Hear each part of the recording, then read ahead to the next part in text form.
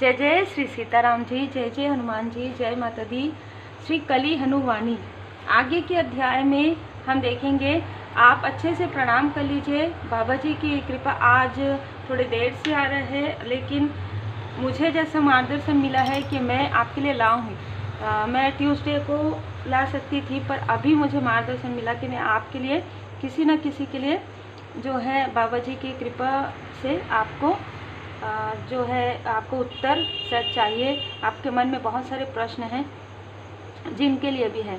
आगे हम पढ़ते हैं। कभी कभी असुर और सुर आपको एक ऐसी छवि से चिपका देते हैं जो आपके सच्चे स्वभाव के बिल्कुल विपरीत है। उदाहरण के लिए बचपन में सुलोचना को देवी देवताओं की कहानियां सुनना पसंद था, किंतु किशोरावस्था में उसने एक उदारपंथी और आधुनिक व्यक्ति की छवि को अपने ऊपर थोप लिया। यह उसकी मूल छवि नहीं और आधुनिक व्यक्ति की छवि को अपने ऊपर थोप लिया, यह उसकी मूल छवि नहीं थी। जिन व्यक्तियों का मूल स्वभाव उदारपंथी होता है वे अपनी छवि को लेकर असुरक्षित अनुभव नहीं करते। सुलोचना अपनी उदार की छवि को लेकर असुरक्षित थी, इसलिए वह सदा अनुष्ठानों और परंपराओं की खिल्ली उड़ाकर अपनी छवि को शक्तिशाली करने का प्रयास करती थी। यदि आपने अपने मूल स्वभाव के विपरीत किसी छवि को पकड़ कर रखा है तो ये आपके संस्कार काया के सुरों और असुरों के अधीन होने का संकेत है। चित्त काया की बात करें तो जीवन में कुछ हट कर करने की इच्छा स्वाभाविक है। जब आपको लगता है कि आप एक लीक पर ही चलते जा रहे हैं, तब आपकी चित्त काया आपको आपके विश्राम क्षेत्र से बाहर निकालती है और लीक से हटकर राह दिखाती है। इससे जीवन में अनिश्चितता और अराजकता तो आती है, किंतु यह आपके भौतिक जीवन के लिए भी अच्छा है और आध्यात्मिक यात्रा के लिए भी। स्वयं को अनिश्चितता और अराजकता में धकेल देना सरल नहीं है। सुर और असुर आपको एक सरल विकल्प सुझाते हैं जिससे आप स्वयं को संकट में डाले बिना अराजकता के सुख का आनंद ले सकते हैं। क्यों ना आप अन्य जनों के जीवन में अराजकता पैदा करें। आप छल कपट के खेल खेलना शुरू करते हैं। आप व्यक्तियों को वस्तु समझकर उनका उपयोग करना शुरू कर देते हैं। आप अपने आसपास के व्यक्तियों के बीच असम्मति पैदा करने लगते हैं। असुर आपकी चित्त काया के माध्यम से निर्दयता और विकृति का रसपान करने लगते हैं। आप पहले अन्य व्यक्तियों के जीवन में आग लगाते हैं और तत्पश्चात बुझाने का नाटक करते हैं। जब वे आपको भला व्यक्ति समझते हैं तो उसमें एक अलग ही रस आता है जिसका पान सुर करते हैं। सुलोचना की चित्त काया सुरों और असुरों के अधीन नहीं थी। उसके चित्त ने उसे विद्रोही और निर्भीक बनाया, जो एक सीमा तक हानिकारक प्रवृत्तियां हैं, परंतु उसकी अन्य कायाएं अर्थात भौतिक काया, बुद्धि काया, विवेक काया और संस्कार काया सुरों और असुरों से दूषित थी। उस दुर्भाग्यपूर्ण दिन जब उसने कक्षाएं समाप्त होने के पश्चात उस दुष्ट के साथ जाने का निर्णय किया, तब उसके भले और बुरे के सहज ज्ञान को कौन धूमिल कर रहा था? सुरों और असुरों का झुंड। सुरों और असुरों द्वारा ऐसी भयावह स्थिति को उत्पन्न करना भी एक दुर्लभ घटना है। वे किरदार को इस तरह मृत्यु के कगार पर नहीं लाना चाहते। वे चाहते हैं कि किरदार दीर्घकालिक समय तक सकारात्मक और नकारात्मक भावनाओं के रस का स्रोत बना रहे। बस थोड़ी बहुत जागृति आवश्यक थी। देवताओं द्वारा हस्तक्षेप करने और उसकी आत्मा को इस भयानक अनुभव से बचाने के लिए इस घटना से एक दिन पहले मैंने एक पल के लिए उसकी माँ की आत्मा में हल्की सी जागृति देखी। उस पल में मैंने उसके मन में एक विचार रोपित किया जिससे उसे इस घटना का हल्का सा पूर्वाभास हुआ, परंतु पूर्वाभास की वह लहर इतनी शक्तिशाली नहीं थी कि एक साधारण गृहिणी के मन में हर समय उठने वाले विचारों के अंदर से लड़ पाती। वह लहर उसके अन्य विचारों में खोकर रह गई। उसका मन विश्वास नहीं करना चाहता था कि उसकी बेटी ऐसे रास्ते पर भी जा सकती थी। परिणाम यह हुआ कि वह इस पूर्वाभास पर कार्यवाही करने में विफल रही। यदि उसने कार्यवाही की होती तो वह उस दिन स्वयं अपनी बेटी को विद्यालय से लेने जाती और सुलोचना उस राक्षसी व्यक्ति के साथ न जाती। उस दुर्भाग्यपूर्ण दिन भी सुलोचना से जुड़ी सभी आत्माएं मेरी दृष्टि में थी। किसी भी आत्मा में जागृति की मंद झिलमिलाहट भी सहायक सिद्ध हो सकती थी।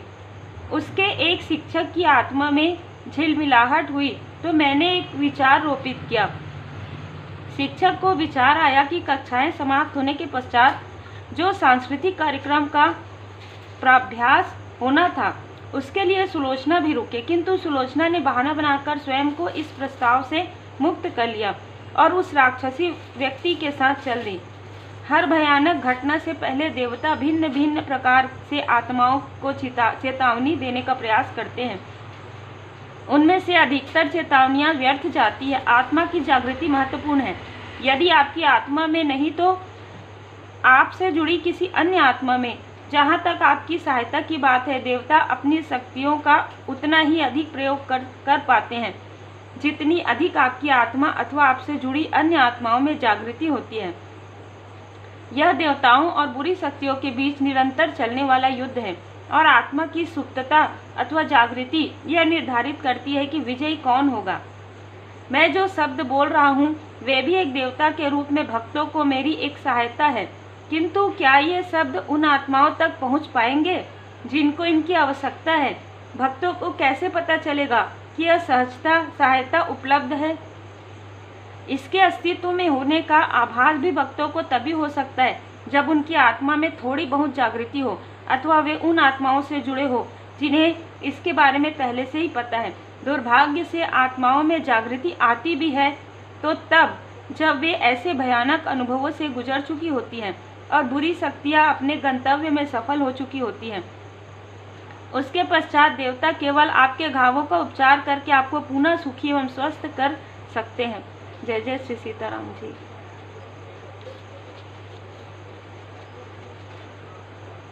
सुलोचना पर बुरी शक्तियों का आक्रमण हुआ, जिसके पश्चात वह अति मूर्छा में चली गई। उसकी आत्मा और उसके किरदार के बीच एक विचित्र लगाव विकसित हो गया। उसकी आत्मा न तो किरदार को छोड़ना चाहती थी और ना ही उसे जीना चाहती थी।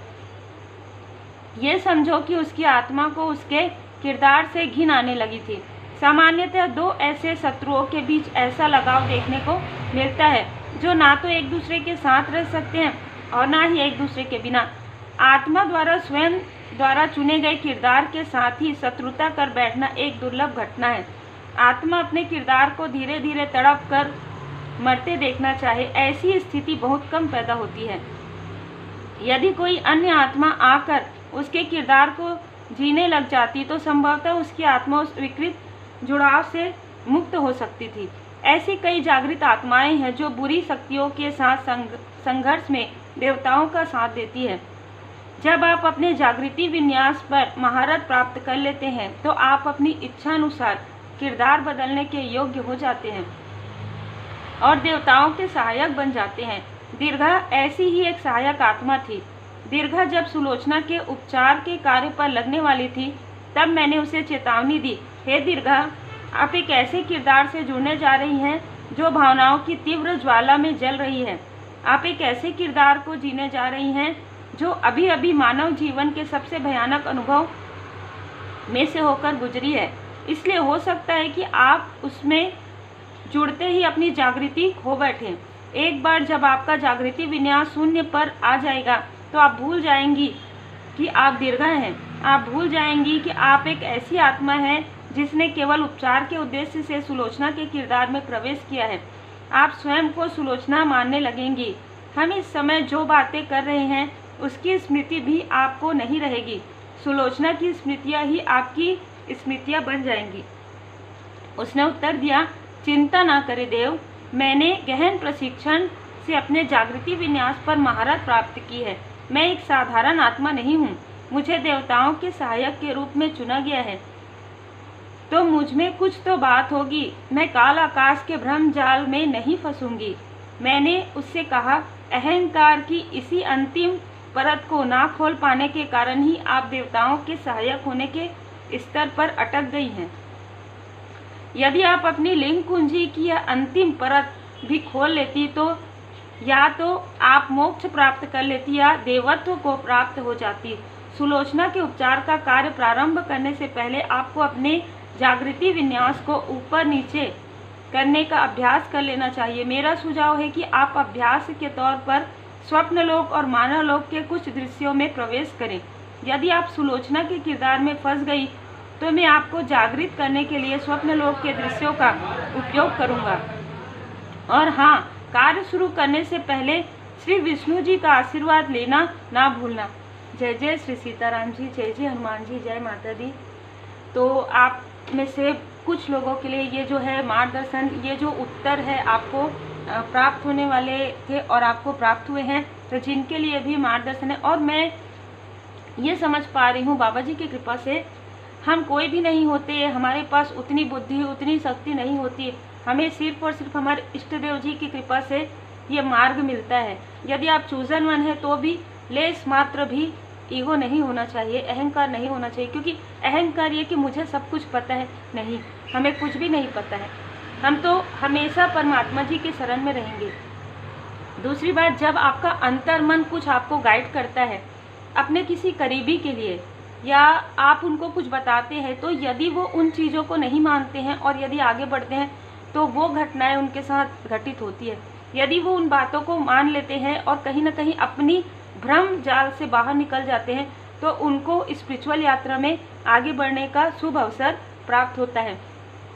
तो बहुत ही खूबसूरत वाणी हमारे इष्ट देव जी चिरंजीवी गुरुदेव जी की वाणी श्री कली हनुवाणी, जो हमें इस वक्त में बहुत ही हेल्प करेगी, बहुत ही हेल्प। और आगे भी ये प्लेलिस्ट हमेशा रहेगा, मैं हमेशा ये कहती हूँ। और यदि आपको अभी डिस्टर्ब हुआ होगा तो मैं रुकना नहीं चाहती थी, जो भी आवाज़ आपको बाहर से आई होंगी ना, तो मैं रुकना नहीं चाहती थी, क्योंकि कंटिन्यू मैं पढ़ रही थी तो मैं मतलब पूरी तरीके से मगन हो जाती हूँ। क्योंकि स्पिरिचुअल यात्रा में 2 किताब जो मेरे पास आए हैं वो मेरे लिए बाबा जी की कृपा है, असीम कृपा है, और एक किताब आपके लिए और भी आएगा जो माता जी की असीम कृपा है। तो यहाँ से हमें ये ज्ञान प्राप्त होता है कि जब हमारा अंतर्मन कुछ कहता है वहाँ पर रुक जाइए। यदि आप कितने भी इमोशनल कनेक्शन में हैं, कितने भी इमोशनल रिश्ते में हैं, या आप अपने अपनों के बीच में आपको लगता है कि मैंने इनके लिए बहुत कुछ किया पर इन्होंने कुछ भी ऐसा नहीं किया, तो कुछ ऐसी बातें हैं कि आपको उनसे दूर किया जा रहा है, आपको उनसे डिस्टेंस किया जा रहा है, आपको बचाया जा रहा है किसी अशुभ प्रवृत्ति से, किसी टॉक्सिक लोगों से आपको बचाया जा रहा है। उसके बाद आपको अपने माइंड में भी उनके बारे में विचार नहीं करना चाहिए। तो उम्मीद है आपको मार्गदर्शन मिला हो और बाबा जी की कृपा आप सभी सोल फैमिली मेंबर पर सदा बनी रहे। जय जय श्री सीताराम जी, जय जय हनुमान जी, जय माता दी।